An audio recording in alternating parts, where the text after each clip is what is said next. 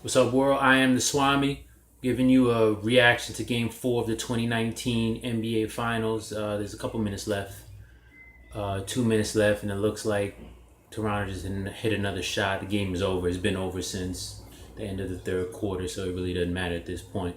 First, let me give a Swamee salute to the Toronto Raptors, hanging in there, showing a lot of heart and a lot of trust in each other, themselves and each other. Golden State just doesn't have an answer for that high screen and roll. And you can't just always switch all the time.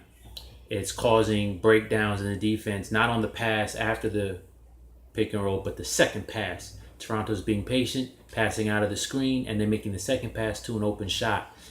They weren't making it in the first half, but they're going to start falling, and that's what happened in the third quarter. Kawhi played a great game, especially in the third quarter, but what really happened was what I thought was going to happen, and I talked about this in my first video about the finals, is that Golden State collapse. It's happening again. And it might be the same result again. If I had to put the blame on, if I had to assess the blame, I will put it on two people for tonight. No particular order, but the first one is Boogie. Boogie, come on, man. I was pulling for you. But the way you started off that game with those 3 turnovers in like the first 30 seconds really stalled out a lot of crowd momentum when you really could have built a nice sort of 15, 18 point lead. And you did eventually. I'm talking about Golden State. But Boogie's play is the key. When he outplayed Gasol, they won. And when he doesn't, they lose.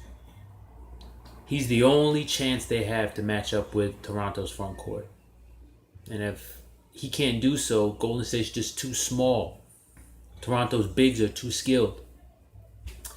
And that's what you're seeing. I thought the Raptors were going to win in 7. They're probably going to win in 5. I would be curious to see, this is the first time in the finals they may not have the experience to really sort of drive the stake in the heart of the champions. So, you know, it's going to be an interesting game 5, but I don't see Golden State doing anything. Kevin Durant's not coming back. He's not coming back. That Achilles, whatever is going on with his Achilles is not happening.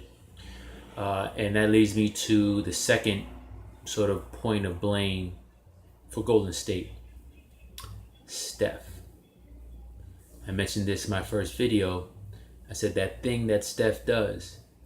And when the pressure mounts, not just in terms of the spotlight, but in terms of the defense, he makes really bad plays.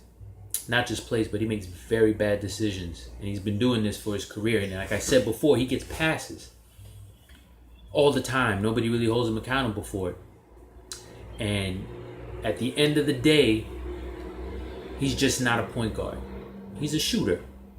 He's not a point guard. He's not a floor general. And when your point guard is not a floor general, your team collapses because there's nobody there to establish the offense. There's nobody there to run the play, to call the play, to find out who's hot right now, who needs to get the ball, who should not be touching the ball.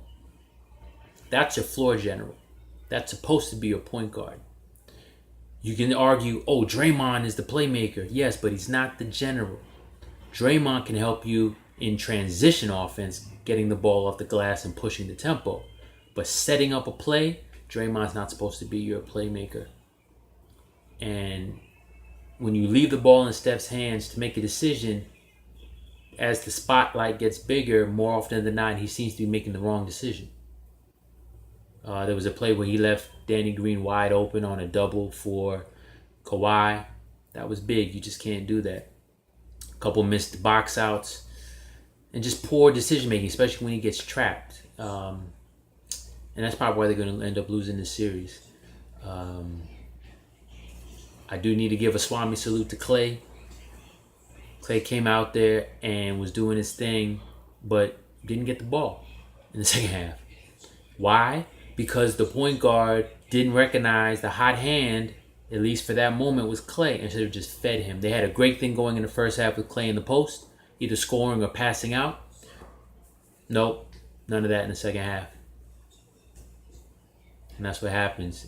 And Kirk can't do anything about it because you need a guy on the court who's going to be the coach. And that's usually the point guard. And this is the problem when you have all these scoring point guards in the NBA today. They don't know how to make the right play or the right decision.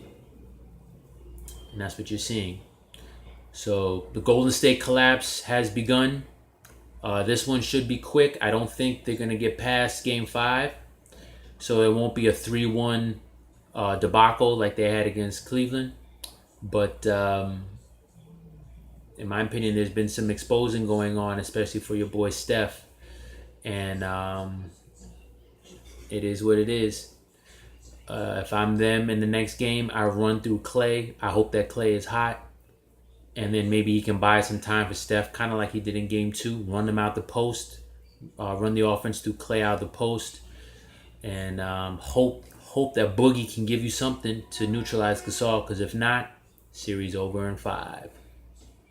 That's my word. That's what I've said. The Swamee has spoken.